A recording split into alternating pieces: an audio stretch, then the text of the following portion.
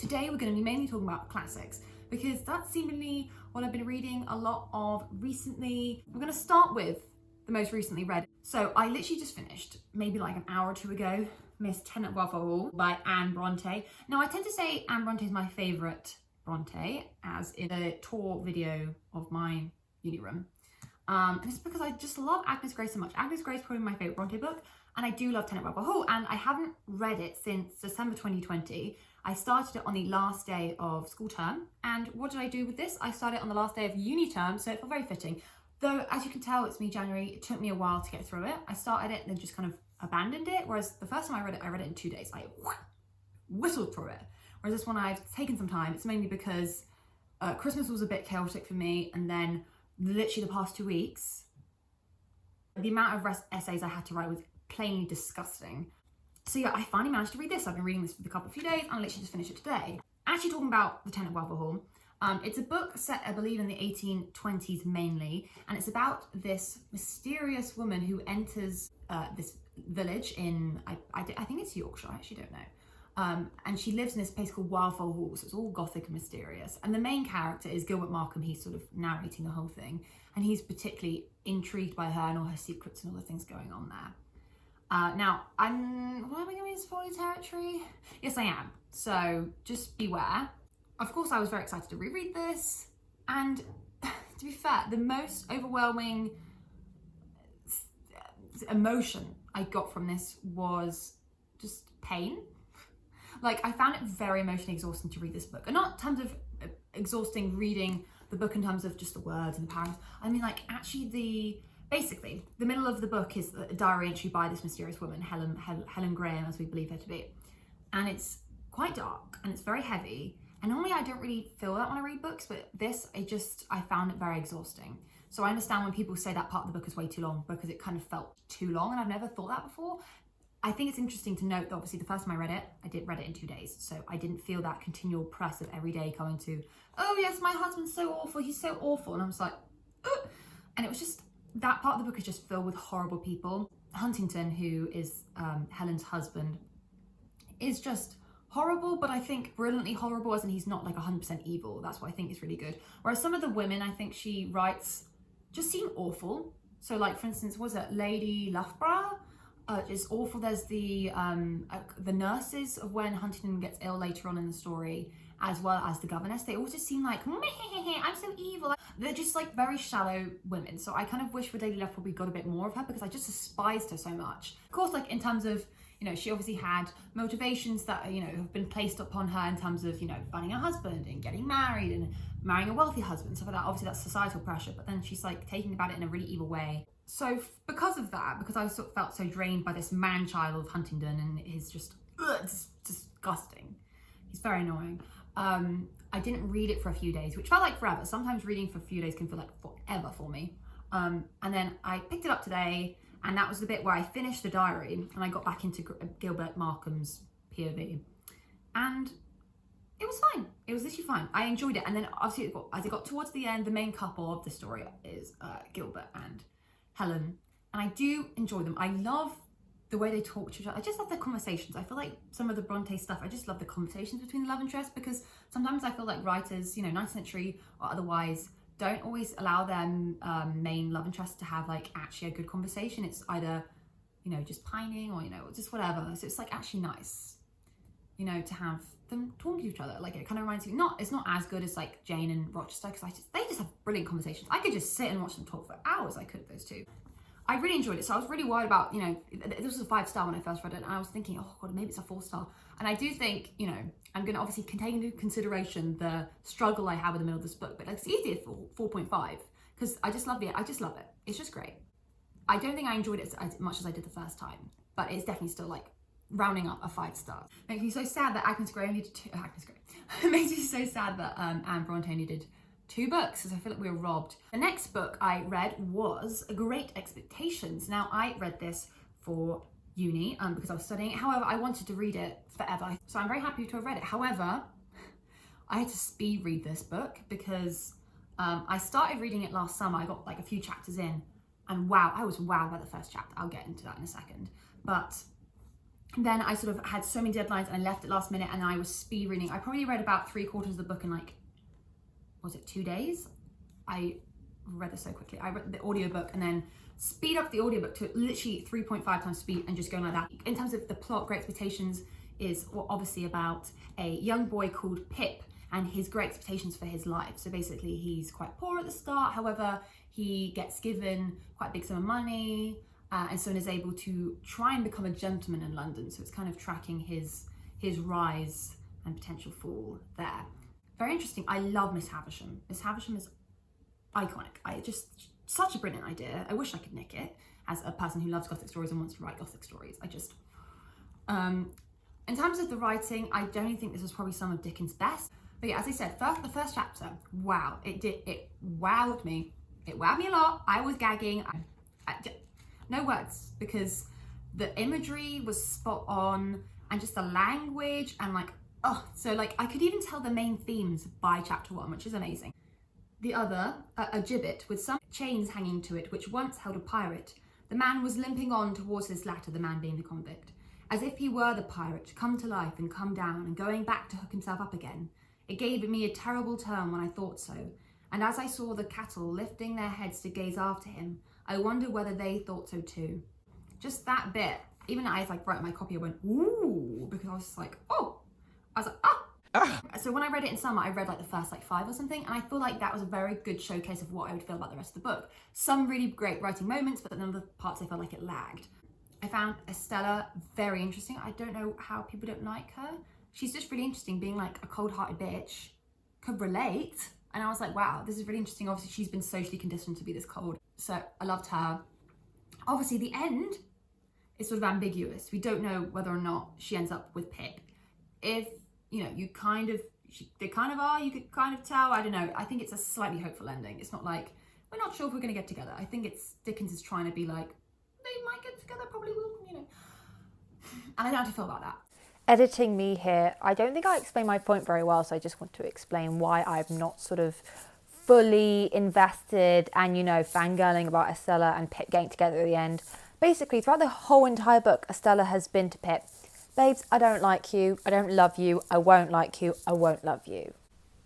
She does come back after 10 years, so the ending takes place after 10 years and all these things have happened. So I can believe that she's changed and she is willing to love him now. But just based on, you know, the majority of the book, the 10-year jump obviously is very quick. And it's almost a little bit of like whiplash, because I feel like they shouldn't get together because Estella's constantly been saying no, no, no to Pip. And it almost feels like he can't take no for an answer. He's never like, haha, no, Estella, she'll say yes to me one day. He's never mean about it. But it just has this undercurrent of, she'll change her mind. Like, you know, women may say no, but really they mean yes, or they mean yes later down the line, which I don't like. So that's what I mean by that. In terms of side characters, there's quite a few side characters I really liked. I really love Joe, who's sort of his like almost like big brother figure. There's Herbert as well, who was probably my favourite, quite flamboyant, the guy he lives with in London. He just seems absolutely lovely. It was weird in terms of scores, it was fluctuating, but in the end I gave it a 4 out of 5 because obviously the writing was really good. I really love some of the elements of the story, I love some of the characters, some of the themes, but and it's slightly underwhelming to the point where I wouldn't give it 5 stars. But it was pretty good. The next book I'm going to talk about is called Cassandra, and it's by Florence Nightingale. However, I do not own the book, so editing Jasmine can put a cover up here or something. I took it out from the library, that's why I don't have it. And I did it for an essay. So weeks and weeks ago for uni, we read an extract, but for my essay, I read the entire thing. And basically it's an essay about sort of the status of women in 1850s England. I think my essay was all about, you know, what is a woman's purpose in life? Is she supposed to get married? Can she, you know, go to work? You know, how is she supposed to sort of exercise her faculties and her intellect and her passions and all this stuff in a world that, you know, sticks women in a drawing room. So it's very interesting.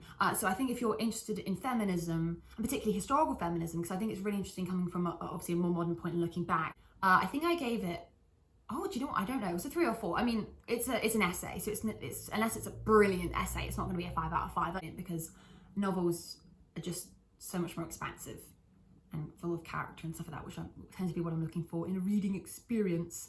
The next one I read, I also didn't have a copy of because I listened to it via Audible, and it was The Yellow Wallpaper by, was it Charlotte Perkins Gilman? is that right? Published in the 1890s. I think she's American. And I have read it before. I think I studied it at school, and I always thought it was like a fever dream. I was like, did we ever read like this sort of short story about this woman staring at yellow wallpaper and going mad? And then I found out probably like a year or two ago that it's real. I thought it was fake. I wasn't even sure. I was like, was that a thing? It's kind of the same realm as The Signalman, which is a short story by Charles Dickens we also studied in year 8 as well. And it's like, was that real? That's Dickens? I didn't know that was Dickens. I mean, obviously I knew it was Dickens, but I forgot it was Dickens. It's also a short story, so it was like, I think 40 or 50 minutes on audiobook. Again, I also briefly mentioned it in my essay that was talking about Cassandra, so it was very helpful, very good timing. And yeah, I really love some of the language, so I'd love to have a paper copy just to be able to like underline things. I love the idea, I love the, you know, the madness, the hysteria. It made me research a bit more about postpartum depression because I find that very interesting. I think, I don't know, obviously it would have had more impact on me if it was a novel.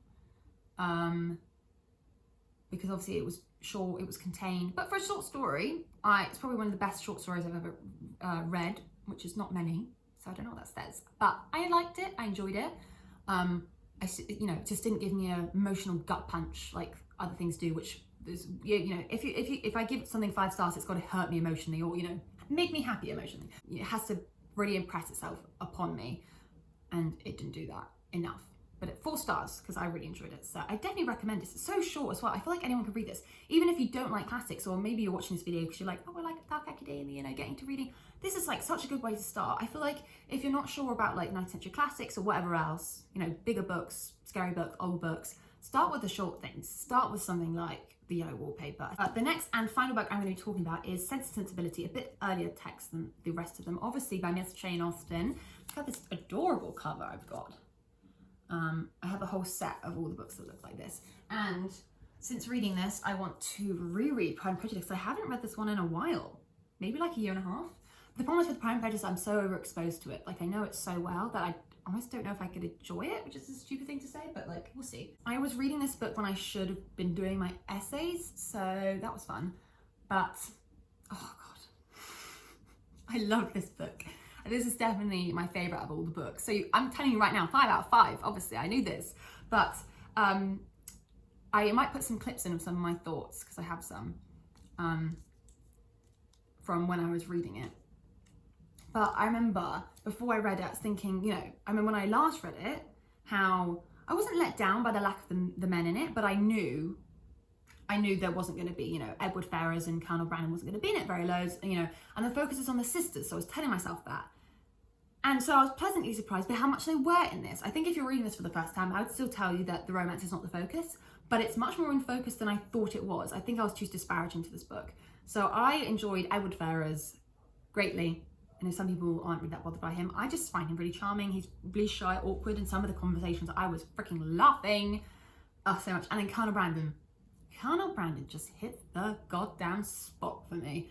I don't know, that sort of undervalued hero, you know, overlooked, love it, see it in like North and South and other places I can't think of off the back of my head.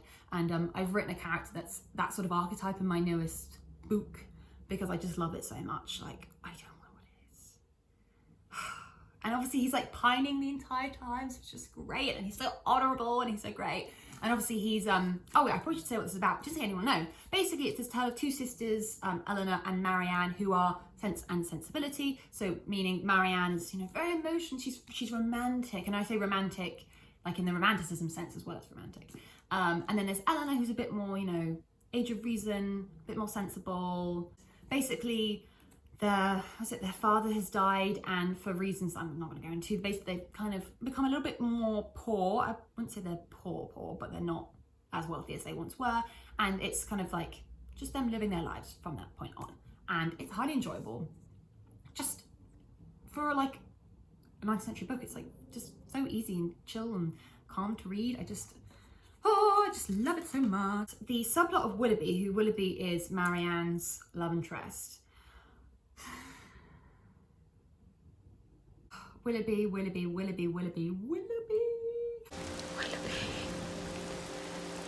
Played by the glorious Greg Wise in the 1995 adaptation. Genuinely, that man gives me life. Willoughby, him, obviously, you know, Willoughby, he's the ultimate charmer, romantic, and he obviously gets with, well, not gets with Marianne, but you know, they hang out for a while romantically, and that subplot. So Willoughby leaves Marianne, gets married to this really rich girl. Marianne's very sad. Willoughby's quite sad also. It just hurts me so much. This is the only Austen that sucker punches me emotionally this much. It hits me hard. And as I said, that's what you need for a 5 stars. So what do you think this get? Freaking 5 stars.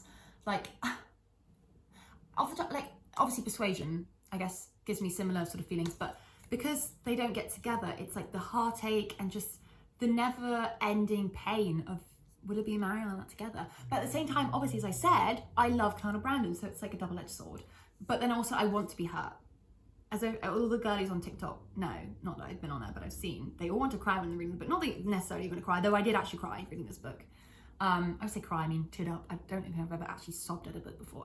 And the movie portrays it really well. Obviously, they've got to cut stuff down, but the scene where Marianne and Colonel Brandon are getting married at the end, and then Willoughby comes riding on his horse and looks over from the distance, and there's the swell of the music. And he's just looking, he looks so sad. He's just watching the thing, and then he rides off, and it's like, ah! Oh my God. It just, oh, it's so good. It's the good kind of pain. So that's one of the best parts. Obviously, I find it really funny. I love the settings. I guess concluding thoughts for this is brilliant, witty, hilarious, heartwarming writing, brilliant main 2 characters, lovely love interest, painful Willoughby plot, 5 out of 5 stars, practically perfect in every way. I don't want to say, like, all I could ask for is just more Edward Ferrars and more Colonel Brandon. That's all I could ask for. I could have studied this for A-level, but my teachers chose not to, and I'm quite sad because I feel like this is such a good book to write essays on as well. There's so much going on. I can enjoy it, and yeah, I can like thematically be interested in it. Like, just like the ultimate book. Like, so I hope you enjoyed this quick chat of some of the books I've been reading. You know, you might feel about reading some of them yourself. Obviously, I have kind of spoiled some of them, but I haven't talked about anything too major. And anyway, I knew the plots of most of these before I read them anyway, so, you know, whatever. And I still love them. But yeah, I'm very happy with what I've been able to read. So far, it has been kind of a bit of a mess because of essays and having to rush through things. But I think it's been good because it's been good length of like longer books and also shorter things like Cassandra and Yellow Wallpaper. And I'm also currently reading like 8 books because I keep starting things and not continuing them. So I started like a month ago An Interview with a Vampire, which is fine. It's just, I'm pretty sure it's 1 long chapter. And so it's like, ooh. And there's various other books I've been reading. But thank you so much for watching this video. I hope you enjoyed it. Leave a like down below. How do people do that? If you like bookish content, artsy content, writing content, please stay on the channel. If you like history as well, stick around, stay around, join, survey. You know, you don't have to commit right away. That's fine. I'll see you soon whenever I get around to editing this. Bye. Bye. Bye. Bye. Bye. Bye.